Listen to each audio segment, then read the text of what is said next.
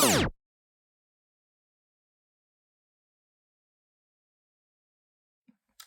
there, YouTube. Welcome on back to Artichoke Dip. My name is Rob, solo tabletop gamer. In this video, I'm going to get into a couple of games. One I currently just finished up the introduction to it, and I'm really impressed with it. And the other one, I'm currently reading the rule sets on right now, and looking forward to playing a game in it. But first, I have to get into something. What Amazon has done to Lord of the Rings. It's just awful. It's just horrible. I got up to the 4th episode and I can't do it any longer. I mean, Durin is the actual first, the character, Durin, played by that actor, is the first amount of like real legitimate acting we've seen in all the episodes. And the other thing I just can't make any sense of is the storylines make no sense. None whatsoever. I think one of the parts I'm going to critique is with the Galadriel. She was in a war. Okay. What war? Don't know. She was in a war. Now, this would be something I would expect to hear out of a newbie playing D&D for the first time, coming up with a character backstory. But for a series that was budgeted for $1 billion, I mean, we have 5 seasons of this crap yet. And I'm hoping not to watch any more. It's just that horrible. And I'm just like, the thing that gets me is I was looking forward to this for, 2-3 years now, when they first announced that they bought rights to, from the Tolkien family to be able to make a series in Middle-earth. And I was like, cool, what could they do with that? And then they came out with the Wheel of Time that was a disaster, which was a precursor of what was going to come afterwards. And I have to say, looking at the two side by side, I mean, at least the Wheel of Time, the actors there's some decent acting versus epic music, overacting, or not enough acting, and basically story threads that just go nowhere, things that just make no damn sense whatsoever. I don't know, maybe it's just me. I don't think so. I mean, just looking at what film critics have to say about it, regular YouTubers, I mean, there was a couple of reviews I watched who were, man, it's just a colossal failure, to say the most. I mean, say the least. I meant to say, I don't know what they're gonna do, but I'll tell you one thing: I don't think they're gonna get the amount of viewers that they're hoping that they're gonna get, especially to be able to keep their attention span for 5 seasons through this, if it's just as deplorable as what we've seen in the first 4 episodes. And the bad thing is, this is a new show. The pilot should have just captured your imagination, pulled you right into Middle-earth, held you captivated on a cliffhanger, awaiting that next episode. It didn't do that. It was just like, meh. I mean, that was it. So, looking at that, why would you want to come back to another episode of it? Anyways, that's my feelings on how disappointed I am with what Amazon has done with Lord of the Rings. Man, is it bad. Oh well, at least there's other game systems. You got the original films, books, all that, tour, that's good enough for me. I don't, the new direction they're taking it, not for me, and I will not be watching any further or supporting it in any way. It's just, yeah. But enough of that. Enough of the what I hate about the new Amazon Lord of the Rings series.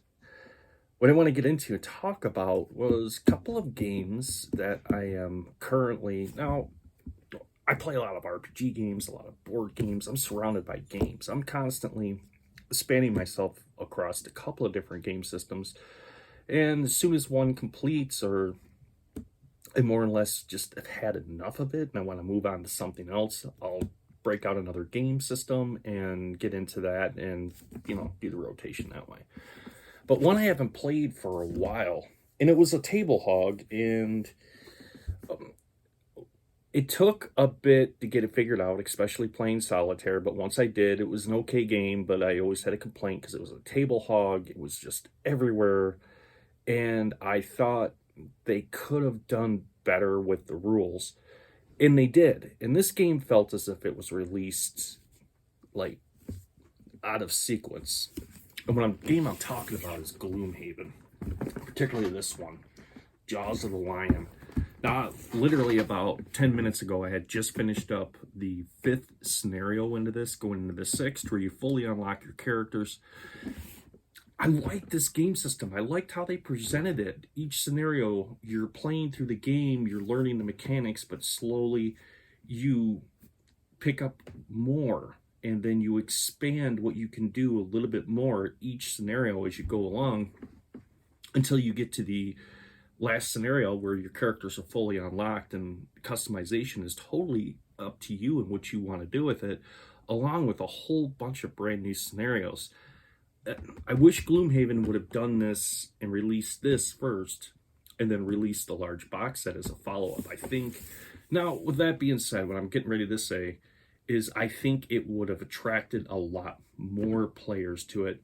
But Gloomhaven is a huge, huge force to be reckoned with. As a matter of fact, I was looking as to when the release of Frosthaven will be, and looking into that, they said at this point, Gloomhaven is the largest, how did they put that? Top gross selling board game ever. Ever. I mean, just completely leveling Monopoly and everything else out there. Gloomhaven has just come in and was a force to be reckoned with and just stomped all of them out. And they said like I said, so far nobody has knocked Gloomhaven off of that pedestal. And it's a good game. It really is. And I think what really helped me appreciate this even more was the fact playing Mage Knight. And I've never been really a person for cards. I've always kind of hated fiddling with the cards, but once, especially with Mage Knight, and they got Mage Knight down, I was really enjoying that game, and now going back to Gloomhaven, I appreciate it even more, and I like it even more, and I'm like, man, this has just really got me fired up to want to play even more Gloomhaven. But so far, what I see here with the Jaws of the Lion, if you're looking to start to get into Gloomhaven, this is an excellent place to start. Instead of paying, I don't even know what when I bought my Gloomhaven, I got that on a Black Friday lightning deal. It was like 80 some odd bucks off of Amazon. It really, compared to what it normally retails for, it was way cheaper. So I was lucky to get that, because now I know it's got to be back over $100 for just a box set. Whereas if this comes in at about 40 bucks, and I got it cheaper than that. I saw it on sale, and it was down around, it was like $31 or something like that. It was not that expensive, and I picked it up, and I figured it was an expansion to the original Gloomhaven until I opened it up and went through it, and I was completely blown away by what it was, and it was an introductory set. Now, the characters I chose was the Hatchet and the Red Guard to go through this, and I have to admit, the Hatchet is a badass character. Really like it. The Red Guard is good too, especially he starts out okay, but once you start adding cards to the deck, he becomes a rude very, very quickly. And it just overall, really, I enjoyed everything about it. Now, it gives you 4 characters to start with. And so, of course, you start with your little envelopes. As you can see, I haven't even opened these. These are still sealed, and I'll have to get into these a little bit later and go through them. Now, the cool thing is it gives you all the tokens you need. It gives you all the encounters. It gives you the envelopes. Everything you're going to need to run Gloomhaven is in here. And not only that, even if you're a veteran player of Gloomhaven, it just gives you more characters, essentially. It gives you 4 more characters that you could put in, you know, to your game and customize and do what you want to do with. So, I mean, if you think about it, it's really not that bad. For 40 bucks, you do get quite a bit. And there's a lot of content in here. There's a lot of, there's a lot to keep you busy. Let's just put it that way. I have been playing this since, I started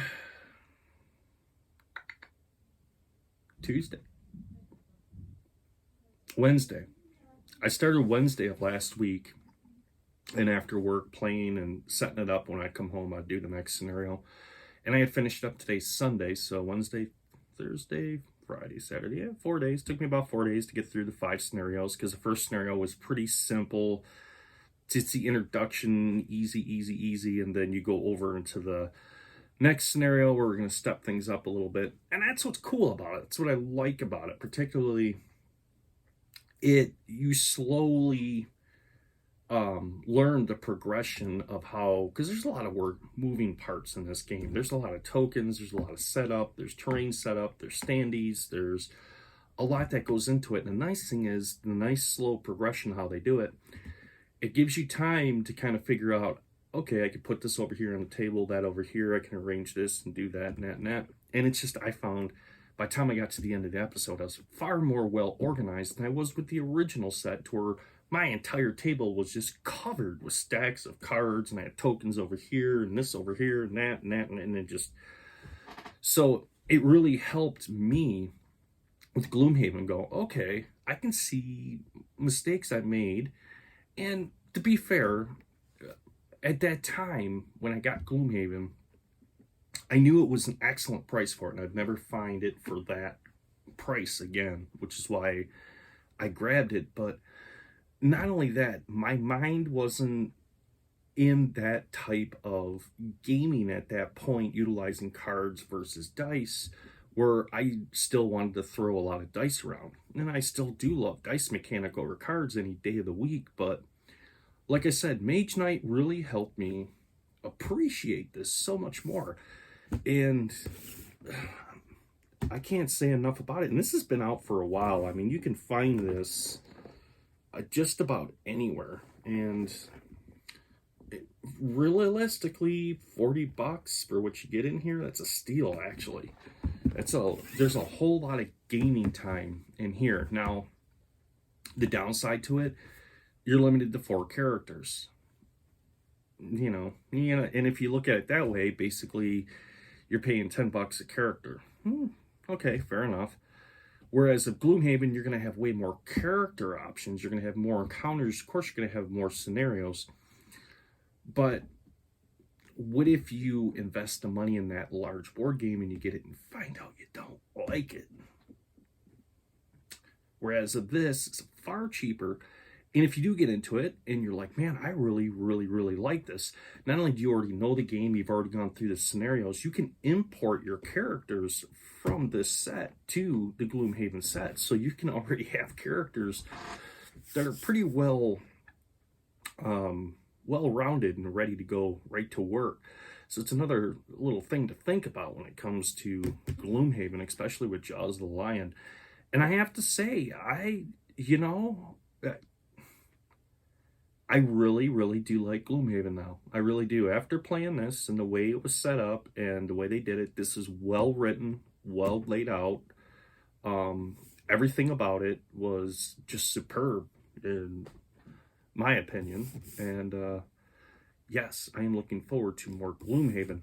Now, a cool little thing I did pick up just recently for Gloomhaven after running through this was this right here, which is solo scenario. So if you don't know what this is, the rule of Gloomhaven is you can play solitaire because it's a cooperative game, but the only stipulation is you have to have a minimum of 2 characters on the board. So that already adds complexity to it. But what if you don't want to play through a scenario? You just want to basically run a character through to see if you like the character, or if you want to tweak the deck to get it to really perform the way you want it to without playing a full scenario and ruining that.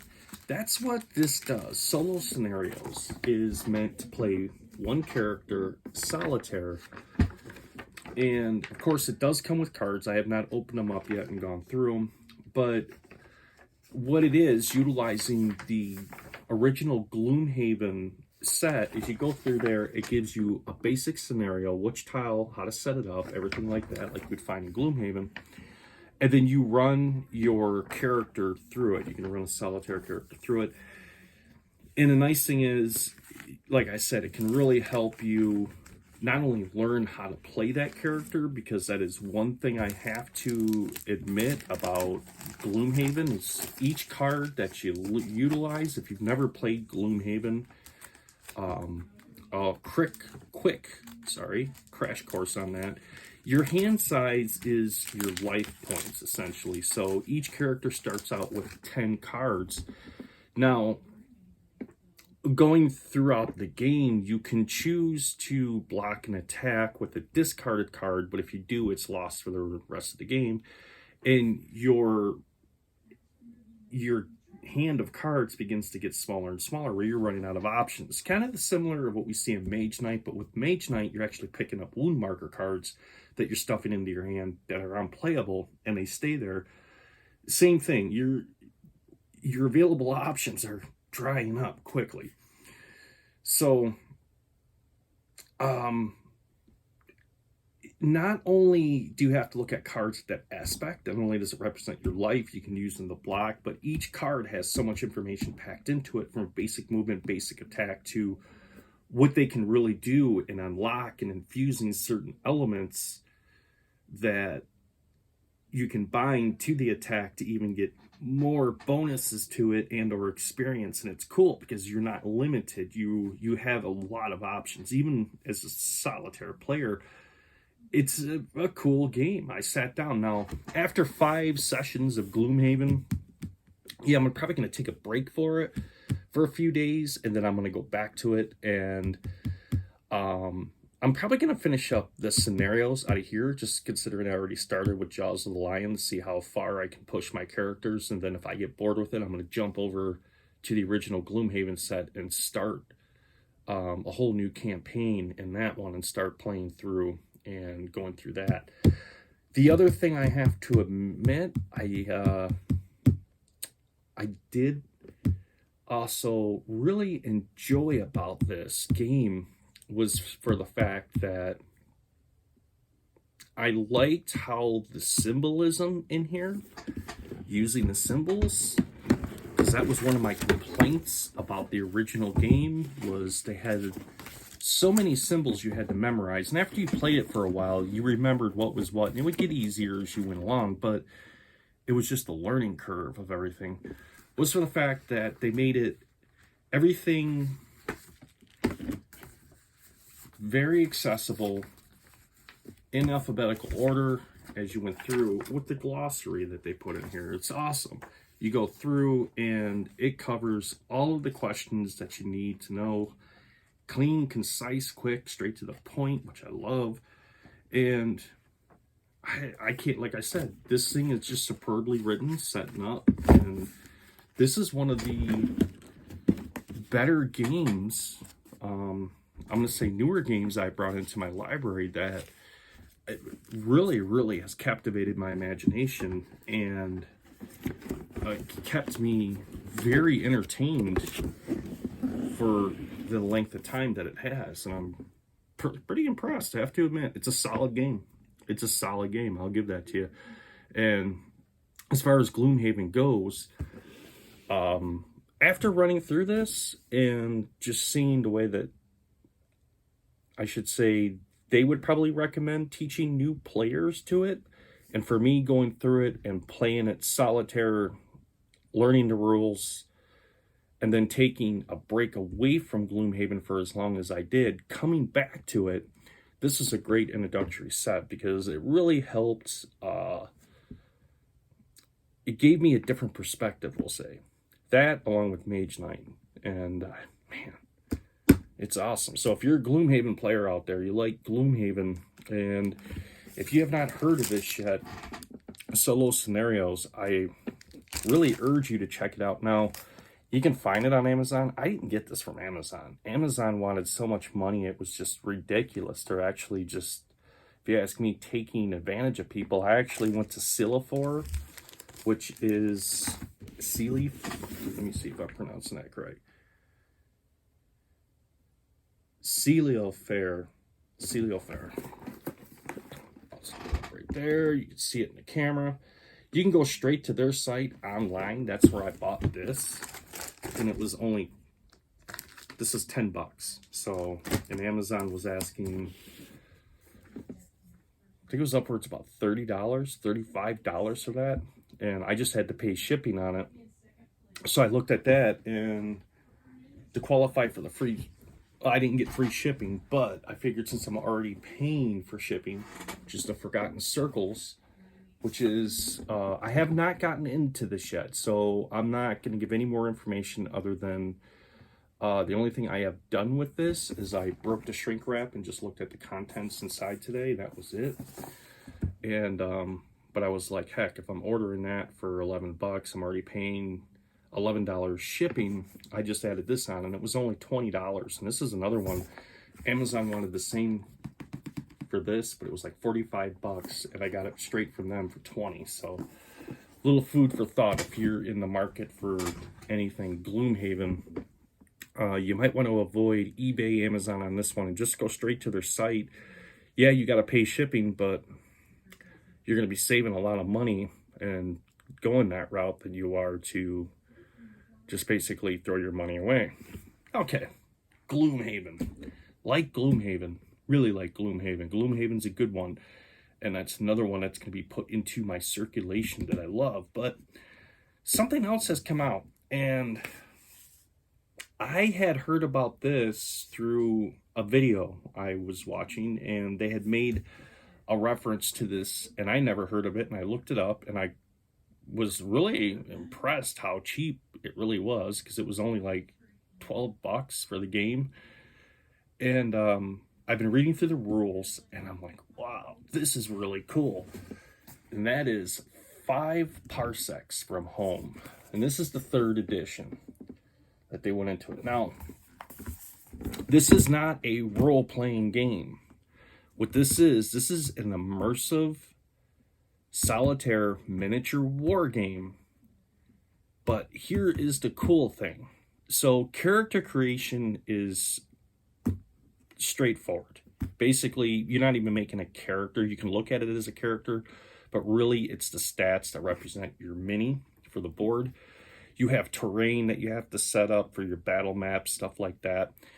But the cool thing is they go into this looking at everything as a campaign. So one story leads into the next, but leads into the next. And so it's more so than just a miniature skirmish to where here's the map, here's the minis, and, you know, either you're going to play capture the flag, basically, which you're going to occupy an area on the terrain map to win, or whatever the end conditions are for the scenario. This is a little bit different. It's more open-ended for the fact that it's, you come up with your own story background, how these group of characters that you imagine travel through space on these on star cruisers, or however you can think of that, whether you're referencing Star Wars or Star Trek or Firefly or any type of science fiction film or TV series, to go to different worlds throughout the cosmos. And when you're there, you're going to run into all kinds of adventure options that you can put in there. And of course, you get to design the terrain and play this scenario out. And once the scenario is over, you move on to the next part of the story. It's a really cool concept. And this company is quickly becoming my second favorite publisher above Free League Publishing, and that is Modius. And man, they have also put out Rangers of Shadow Deep. If you're not familiar with that, it's one I'll have to, because it's really got me wanting to play it again after reading this, is Rangers of Shadow Deep is the same premise. It's a miniature game, but you read the story behind it, you set up the map, you put the minis in, you move them around, and it has a system set up to where every round it may spawn even more enemies out on the board. And as you go on, each round gets tougher and tougher and tougher. And even playing solitaire, you're just like, oh man, you start getting overran, and you have to start making some really crucial decisions to see if you can clear it or you're going to die. That's just basically, and the cool thing is, same premise, you make a character sheet. It's very simple. You have your mini that represents it, and your characters carry on from scenario to scenario, gaining levels and experience and all sorts of little goodies you can add into it. So it makes it more so than just a miniature skirmish game, like, let's say, like Hero Quest or Warhammer, if you will. Just to give you a couple examples to where you're putting your miniatures out on the board and you have their stat blocks, you know, the necessary information you need to know when you roll dice. But beyond that, if you wanted to take it to the next level, you could. But a lot of those games, I don't think... I know Warhammer has their own RPG. I've never played it. I've never been a big Warhammer fan. So I'll just get that out there just right away. I've never been a big Warhammer fan. Don't really have anything Warhammer. I just never really was... It never piqued my interest. I've always been a huge fantasy buff. So, but anyways, this is a real cool one. If you're a solitaire gamer and you enjoy minis like I do, making terrain and setting up maps, and perhaps you want to play a miniature game, but you don't have an opponent to play against. And if you've been like me, and there's been all sorts of different mini games put out there, I mean, by far, until I play through this one, because I have not played through it, I'm getting to the point, I have got up to campaigns, and I was waiting to read the campaign section because I wanted to do my characters first, design my character, so after I go through the campaign, essentially, and I get that done, I'm ready to play and put it to the table and really get to experience 5 parsecs from home. But what I was going to say is gaming like this is really cool, and I'm so glad Modius is putting this out, along with Rangers of Shadow Deep is another one that's just an excellent one. If you don't have an opponent, you can pull that out and you can have hours of miniature fun with that. Solitaire, you don't need an opponent to play. And this looks like it's going to shape up to be a lot of the same way. I'm pretty excited about that because I'm starting to slowly integrate more sci-fi into my gaming. And so I kind of been looking for some cool stuff to bring in, but I have a stipulation. I'm a solitaire gamer. So when I look at games now, you know, if they don't have an option for solitaire or cooperative, which cooperative games you can play solitaire, they're pretty easy to convert. Role-playing games, I have my own system how I do that, so I'm not really too concerned with RPGs, but typically other games that I bring into my game room, if they cannot be played solitaire, they don't have a solitaire variant to them, even though they may look really cool, I've been kind of shying away from them just because, well, it's cool, you know, okay, the art looks cool, this looks cool, listening to all these people over here, it sounds great, but a solitaire experience might not be that great, whereas there's products out there like these that can really bring that home to us and be able to, for solitaire players like us to enjoy And I'm telling you right now, we are living in a golden age of tabletop gaming. There is so much out there that is just excellent right now, and I have been hoarding it just because I know when the slowdown hits, which it's going to happen. I mean, we can all see it. It's there's so much turmoil going on right now in the world that eventually everything's going to slow down. And once that happens, a lot of this stuff will fade away from our minds and our hearts, and it's going to get harder and harder to find. So when I started seeing a lot of game systems like this coming out, I started picking them up and putting them in my library and putting them in the rotation to play them, just knowing that, man, you never know. In a couple of years from now, you may not be able to get your hands on this stuff anymore. Publishers may go out of business or sell rights or what have you, and it just gone. So anyways, those are my thoughts, not yours, and hope you liked the video. Hope the ranting wasn't a little too much to get to, but I wanted to get a video out. I wanted to talk about a few things that I'm currently into, what I thought about them, and make some suggestions to see maybe if they'd be good for your game table too. If you liked the video, let me know. Click the like button, and it'll also funnel more gaming content your way, so which for me is good, because the last thing I want to watch is news. I hate watching news, so I mainly watch a bunch of gaming channels, and I click like, and I get more suggestions for even more gaming stuff, and I watch those and click like. And yeah, unfortunately, unless I look at a world event or something like that, I'll start to get those to sneak back into like, hey, have you seen this? And no, I really don't care. But anyways, so if you liked the video, click the like button. And if you're new here, just follow my channel, and don't forget to click the subscribe button followed by the bell icon. When I upload a new video, you'll get a notification so you don't miss one. All right, guys, I hope your weekend was great. Hope your Sunday's even better. And this is Artichoke Dips signing off.